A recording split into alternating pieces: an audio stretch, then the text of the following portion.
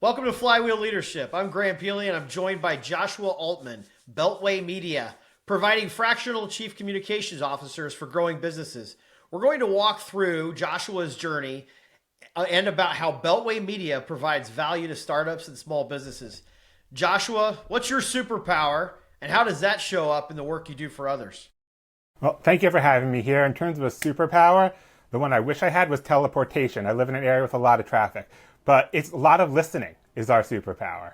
We listen, it shows up because A, we got to listen to audiences, but when we're part of your team in that fractional role, we're coming in and there's a lot of listening to stakeholders in your business. What are you guys doing? How do you need to get it out there? And I found that listening is one of the best forms of communicating, internal, external, whatever your channel. So how does that show up when you're engaging with clients? When you talk about listening, that makes a lot of sense. But what does that actually look like when you're hearing them and really trying to get down to the bare bones of what they're looking for from you? What a chief communications officer does is we shape perception and build and maintain trust. Those are the two kind of big buckets of what a chief communications officer does. If we come into your company, we're there for a year already, whatever it is, we're always doing this. We're listening to where do people need to trust you the most. For some people, they have data, they have PII, they are, their apps, their devices, their financial information. They have a lot of customer data. People need to trust you with that. If you're a home services company, you are cleaners, exterminators, painters, you're going into people's homes. They need to trust you. Your healthcare, your law, they need to trust you because they're putting a lot of their lives, some cases literally, in your hands. Trust applies in all businesses, in all industries. And a lot of what we do is we listen to customers. We listen to stakeholders because that's more than just customers. Where do that we need to make sure they have that trust? What are those vulnerabilities? And how can we build that up? And that ties into shaping perception. That is where we start communicating those ideas because we're going to shape that perception of, yes, you are that trustworthy company. You don't start building trust once you have a crisis, once you have a problem. That's when you need to tap into that deep well that you've already built. Can you tell us a story that really shows, working with one of your clients, like an example, anonymous, of course, of what something like that could look like? Thankfully, we don't have too many crisis moments. We do crisis communications, and I compare them to fire drills. You do them, you practice them, you know them. Hopefully, that crisis communications plan sits in a binder. You put it on a shelf. You take it out quarterly, semi-annually. You look at it, you review it. Thankfully, not too many of those happen. When it comes to coming in and looking at how we are going to work on that trust component, for some, it's really focusing on where that vulnerability is, especially if you've been in business for a while. And it doesn't have to be that long, a couple of years. You're a growing company, you're a startup. You have a couple of years, you've developed your product, you've launched. Now, some of the things that you may not have focused on originally because you were launching are coming into play. And you've known you needed communications, but you weren't able to put that investment in, which is why we say invest in it early, because then we're not trying to build it from something that already exists. We're really starting with you. So we're going to come in, we're going to listen to your investors. What concerns do they have about trust? If you don't have those external investors, we're going to look at online reviews if you have those. Most companies have something. Unfortunately, they're usually the loudest voices are the complaints. We all know that. We never write a review about something we love, most of us. There tend to be complaints, but that is where you need to build trust. So from that perspective, those can be helpful. We look at what your clients say about you in person. Do people say, this is where I'm struggling? Because they'll tell you in a lot of cases. They will say, my concern is if you're a home services company, my concern is you guys coming in and we don't know you. I need someone there. Like, that'll come up in conversations. You don't need to worry about that. Then we take those vulnerabilities and work that into a communications plan. Work that into your messaging. So that could be, if you're home services, 4.9 stars on Angie's, whatever you can really share. If you're a startup, you could show that you've been independently audited for security, for privacy, for data practices, and boast about that. And then we incorporate that into your story. We incorporate that into what we share. Just having a fact out there, people don't connect with facts as well as they connect with narratives. They connect with things that have a beginning, middle, and in our case, not an end. You're present because you're still telling this story. And once we have that, we're going to put out a lot of content. This is the golden age of content. There's more of it than ever on more platforms than ever. And we're going to make sure your voice is one of those. And people hear it and know that they can trust you, because when they trust you, they buy from you. Makes sense. What inspires you most about the work you're doing right now, Joshua? The companies we get to work with. When you're working with founder-led companies that might be bootstrapped or pretty close to it, they are, as your listeners know, wholly invested in this company in every sense of the word. That is great for us because we love working with those people. We love working with those companies because they're doing really cool, exciting things. With other companies, we just like the people. We like telling the stories. We like sharing your message. We say that we're the expert at communicating your expertise. And that's really what drives us, is you're the expert in your domain, in SaaS, in app development, in healthcare, law, whatever it is. That's not us. We're the experts in communicating that. Because you're not the expert in communicating it. You're usually the expert in doing it.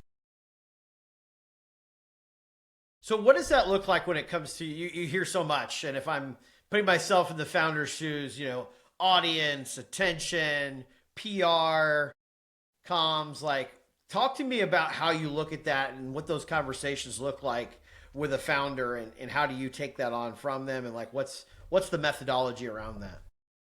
When we come in, we're usually taking this role over from a founder, an employee to the COO, the director of operations, who doesn't really want to do it. It's not their core job, but they don't have a 40-hour-a-week need for it, which is why they're not hiring someone. We come in and we're talking with that founder. We tell them we look at everything holistically. We have so much data that we can set up dashboards and tools and metrics for everything. One of the problems with that is when you have so much of it, you drown in it, and you could really get hyper-fixated. We say, look at the big picture. Look at this over time. Because you had a blip in clicks on your ads this week doesn't necessarily mean anything about your product or your ad. Relax. Look at this in the trend of this last 6 months. It's going up. You're getting good results over that time. That's what we're always saying. And Google Ads is a fairly simple example because it clicks, you get data on what you spend, what you click, and how much you're using, which is why people see it and really can react to it. But look at that in the totality. You have to go across a lot of channels. Look at your email list, your social media ads, organic, owned, as a whole unit. You want to see them individually, of course. But how are they amplifying each other is what we look for. We talk about our 4 languages models, what people read, see, hear, and experience. So if we're coming in and we're talking to that founder, that leader who's happily putting this role on us, we're looking at what do your stakeholders read. That's what people read. That's kind of the most intuitive of these 4 languages. What they see, which is, yes, what they read, but it's also infographics, it's visuals, it's video, it's text on a screen, it's a lot. What people hear, things like podcasts, but this was something we put in recently in one of our newsletters, is in-store audio is something that people are really investing in and putting billions, in some cases, into complex systems to influence what people are hearing during their consumer experience. Which brings us to experience, which is the one people most misunderstand. It's, yes, what your experiential events. It's pop-ups, it's signs that people spin on the street, it's going to conferences, it's all of that, but it's also how people experience what they read, see, and hear. And just like I mentioned, people are putting a lot of money into that shopping experience for what you hear and how that influences your buying decisions. The difference between the experience of listening to this podcast, as many people will do, like I do. I listen when I drive and walk the dog. That is how I consume podcasts. There are other people who sit down and are going to watch it. Those are two very different experiences.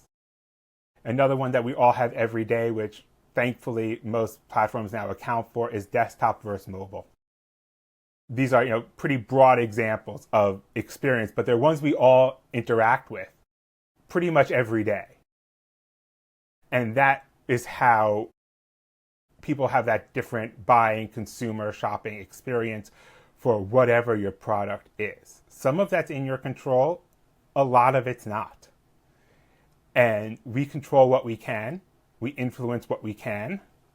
That's all we can do, that's all any of us can do. Because if your dog is barking while you're listening to the podcast, that is outside the control of anyone else. Certainly. What separates the leaders who really master communications, as an art, science, however you want to relate to it, and those that don't, those that struggle with it? Most of the business leaders who kind of master it realize that they need support. That's the key thing. We have support. We can't do everything ourselves. And one of the reasons for that is you are too biased. When you're the founder, when you're that employee too, you are too biased. You are too close to make clear decisions because you don't necessarily read something and understand how a consumer coming into it the first time is, because you spent the last 10 years working on this, the last 3 of them after you quit your job and now are doing this full time.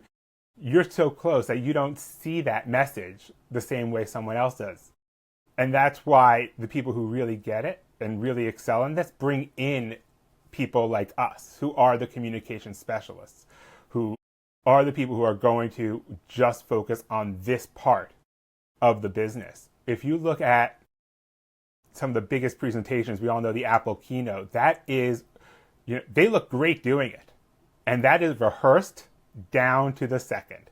That is practiced, prepped. They do full run-throughs with the principals, bringing them in, because they know they have to rely on other people and not just going up there and winging the product announcement. What's the impact of AI on your business or that of your clients in reference to comms? I'd love to hear more about what that looks like. AI's had an effect. It's had an effect on almost everything. We use it. It's a great tool, but it is a tool. It is not the be-all, end-all. It does not solve getting content written from idea or pre-idea, written out there, published. It is just a tool that people who are already skilled can make the most use of. The way I think of it is, if you hand me a hammer, you might get, if you're lucky, a crooked birdhouse no bird wants to live in.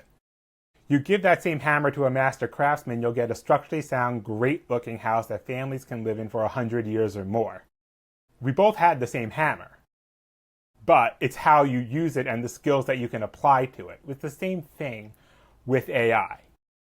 We all know the AI slop, the writing, the images that it can, and it's great that it can produce, 10 images right away and put them online, but those 10 images with people, they might not have 10 fingers. They could have 2, they could have 12. You might not know. They might blend into each other. But it's great that you could get them out and get something sometimes, or use that as a starting point for an idea to create your own image. We use it for what it's good for. It's good at making outlines if you give it a really good prompt. It can do that. It's good at research. We had to do research on about 25 cities. Basic demographic data. Income, education, ages, things like that. It's basically a lot of Google searches to get the information from the public Affairs, State Department of Data, whatever they call it in that locality. AI can do that faster than any human can. If you tell it right, tell it we need the data, we also need every source. And then you check it, because it doesn't know when you say, I need the demographics for Rome, if you want Rome, New York, Rome, Georgia, or Rome, Italy. And it might not ask you. It might just pick one, and it might not be the right one. So you have to be careful with that. So we check everything that AI does, because as we all know, it hallucinates. It tells you to put glue on your pizza. It gives you less than stellar advice. So that's why it is just that tool.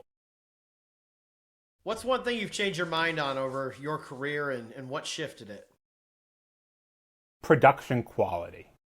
I started my career as a multimedia producer. My background is in video production, very heavily in video production. I did it for a long time.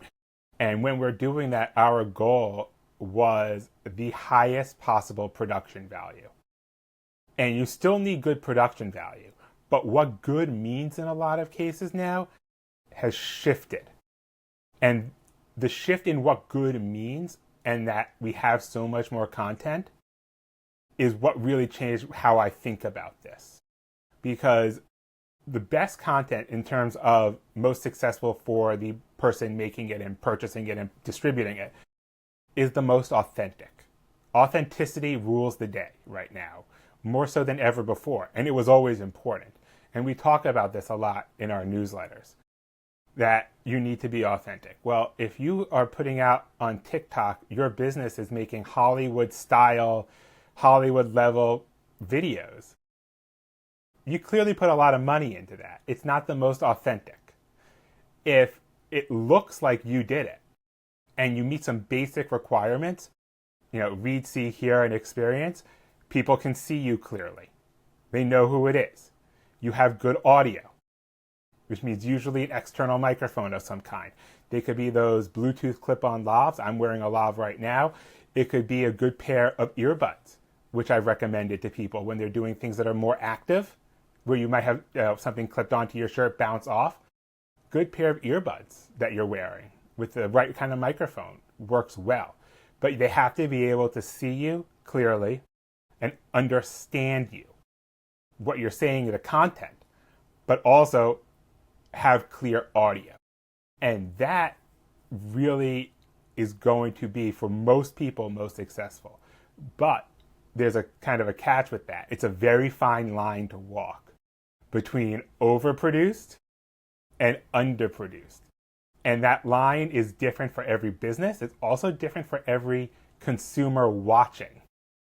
Because what you find great, to be something you can hear might be different from what I can hear. You might be able to see them and think it's great. I'm like thinking for the exact same video, they look really dark. It's different, and it could flip on a different video where we have the exact opposite reaction. Which means when you're doing it, you have to think about what's best for most people and hit that kind of broad base and really cover, it looks good, it sounds good. If I were someone watching, I would think, I could understand this. I see it. I know what they're saying. But you do not need perfect Hollywood-style videos produced. It oftentimes can backfire. Hopefully you're not judging my production quality, Joshua. No, your production quality is great. It's good to hear that Hollywood style is not required. So let's talk more about authenticity. That is a word that when you just take it for what it is, it means a lot. But it gets such a bad name because people talk about being authentic and all this, and it gets a little overdone out there, overplayed in the market, I guess, right? But when it comes to that authenticity, I mean, you're so right. Like, that really makes a lot of sense. The way you said it with authenticity rules the day, right? Because people, to your point earlier, people don't work with, buy, or want to associate with things they don't trust, right? So could you talk through a little bit more about how you coach your clients on that, whether it's done for you or coaching them to do it directly? Like, how do you coach somebody on that? It's really hard to coach people to be authentic, to tell people be yourself, because by definition, once you're doing that, it's in a way inauthentic because they're coached. Yep. But what we see a lot of is people want to connect with you. They want to connect, and it doesn't have to be the founder, because that founder might not be the best face or voice on your company. It could be your COO, it could be your product director, someone else who definitely is that person who puts out a more connectable message. They want to see it. So if you're on LinkedIn or any social media platform, posting from that person, from your business's leadership, connects more and gets more engagement than the business's page. Because people see it from a person. You can post the exact same message. People like it coming from a person. When it comes to coaching people to be authentic for things like going on podcasts, giving TED Talks, keynote speeches, interviews for whatever they're doing, investor pitches, it usually starts with telling people to relax. Because they think they need to be someone else. But if they relax, they take a deep breath, they take that moment, and they go, they do a lot better. And we work with you. We practice it. We practice what you're going to say. We go through drafts. And your first draft isn't necessarily authentically you. Mm-hmm. I'm glad it's not authentically me when it's a first draft. It's riddled with typos. Yeah. But we take that and make it you. Make it your real voice. Make it something connectable, because you're connectable. People can connect with you. You just have to put out what's really you. And when you're thinking in terms of talking publicly, putting out social media posts, you're already thinking, I need to put out the best me, the Instagram worthy me, the LinkedIn me. And then you're not putting out what's the most connecting for people, what engages the best. And we do a lot of that training with people so that they become more comfortable. And it doesn't happen overnight. Now, I was doing a webinar. It was a different version of something I had done before. Something I'd done multiple times before, but I made a slightly different version for a different audience. I practiced it, I think, 3 or 4 times, full run-throughs, plus one tech run-through to make sure all the slides were right. I timed it, and it was a full run-through exactly like I was doing it. With lights, with the mouse where it was going to be, talking exactly like I was going to talk, because you have to practice it. It's a skill, and you need to rehearse to do that well. Just like actors rehearse to go on stage, and they're professional actors. So always think about it that you're not becoming inauthentic by doing that rehearsal. You're making yourself a better, more authentic, confident version of who you really are. Joshua, you said something that's really important about the fact that, or maybe the idea that people follow people more than companies. Meaning, like, somebody may have 3 million followers and the company may have 50,000 followers. So anything else that you'd like to share with founders and CEOs on that concept alone to make sure that that really hits home? It doesn't have to be from the CEO or the founder. If you're not comfortable with it, especially right away, you could have someone else do that role for your company and be that public thought leader while you're still developing that skill. You can do what feels right. You'll hear things where you need to post 3 times a day. You also hear you need to post 3 times a week because you need to give your content room to breathe and for people to engage with it. You need to comment a certain number of times, and people really get obsessed with that number because they read it on a blog somewhere. You don't have to follow that number. It's not set in stone. This is not the laws of nature. Nothing will happen if you post less or more or engage less or more. The world does not break. It is not physics. You can do that if that's what feels right and comfortable for you. Because if you're trying to do more than what feels right for your business, it's not going to get the result you want. And we just say everything needs to be valuable. Everything needs to be useful. A Google ad that says, hey, buy our product, not the most useful.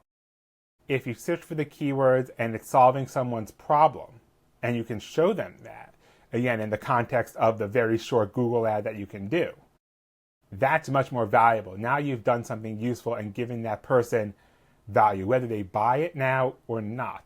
The old marketing statistic was it takes 7 to 14 touch points to convert someone. I don't know how true that ever was. That's a huge range.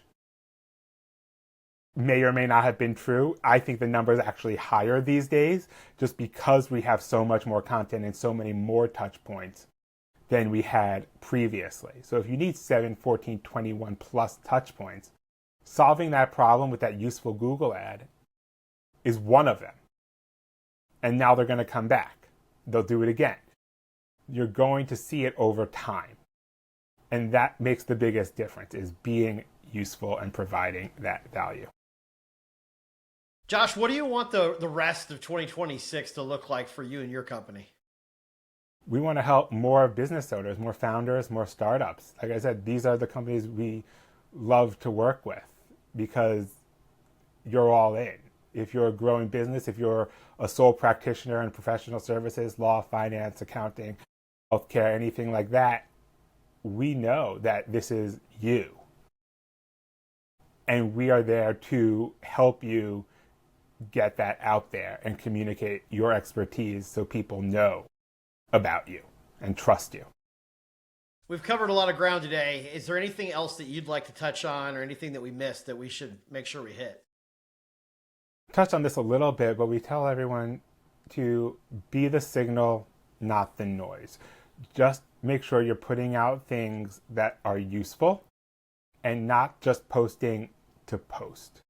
If you're worried that your post was something you did 2 weeks ago and it's similar, that's fine. If someone notices that, they are engaged. They're paying attention. That's good. If someone is paying so much attention, they notice that you're posting on similar topics. And your business is probably going to post on similar topics a lot because it's what you do.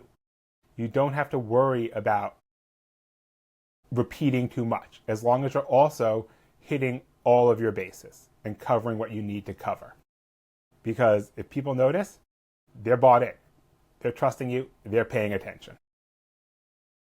Be the signal, not the noise. I like that. You've been generous with your time and perspective. I would love to hear if you have any questions for me. What, and this is also, for your listeners, what would you find as your biggest trust deficit that you could solve? The biggest trust deficit that I could solve. That's a tough one. I appreciate the question. I like being in the hot seat and turning the tables here. So for me, I think it is really getting clear on messaging. I think that's really important. So it's not talking about all the different things that you do and that you can do, how you can help and what you know and your experience, but really narrowing it down to that position of what people really understand about you. So that, to me, that's the hardest part. And to your point that I think really resonates a lot with me is it's really hard to do when you're trying to do it for yourself. When somebody else looks at your experience and who you are, your personality, the whole body of work, and they're an expert in that space, they can kind of cut down to like, boom, boom, boom, that's Graham, right? When it's you trying to look at yourself and trying to really think about what resonates, like your body of work, what does that mean? What do people think when they look at your profile, your website, or hear you talk about your business or yourself? How does that come across? How does that actually land? And I think what's in our head is often much different than how it actually lands with people. And that, to me, is the hardest part. We're our own worst critic. We see it far more critically differently than other people do. And the other question I have for you, I'm always looking for podcast recommendations. Yeah. Your favorite podcast, not your own. Oh, well, there are definitely other podcasts that are my favorites and not my own for sure. So that's an easy one. What really got me going on podcasts, like really got me excited about them, is Founders by David Senra. So that actually is why I'm here today doing podcasts, because I fell in love with the medium, and it's been a real joy of mine. So David Senra, Founders, and then he has his own show also that's self-titled, where he does interviews now. So he has the monologue, and then also self-titled, where he's doing interviews with some of the biggest names in business globally, which is pretty cool. Are you familiar with either one of those? They're going to be on my new list to listen to. Okay, all right. And then beyond that, Modern Wisdom is really good, and there's so many. I'm gonna have to send you some, so I'll share them for you. Okay, and I'll put those in the show notes as well, since I'm on the hot seat on that as well. So yeah. What else? Where would you, if you could fix one thing, and again, your audience should think about these as well. If you could fix, we talked about your biggest trust deficit. Yeah. Where you think you could fix that the most, either with yourself or having someone externally come in and help you. Well, I think maybe narrowing it down to what I said earlier, I'll say it a different way, I think is the consistency with your message. Because I think that really impacts trust, is when you have the message really tight, but it's still authentic. It's not over rehearsed. It's not like to where it looks like you've just been coached a lot, right? To your point earlier, but it is authentically you, and just kind of nails it down to who you are and what you do and how you add value for others. Nailing that down is so important to me. That is essential for any founder. Yeah.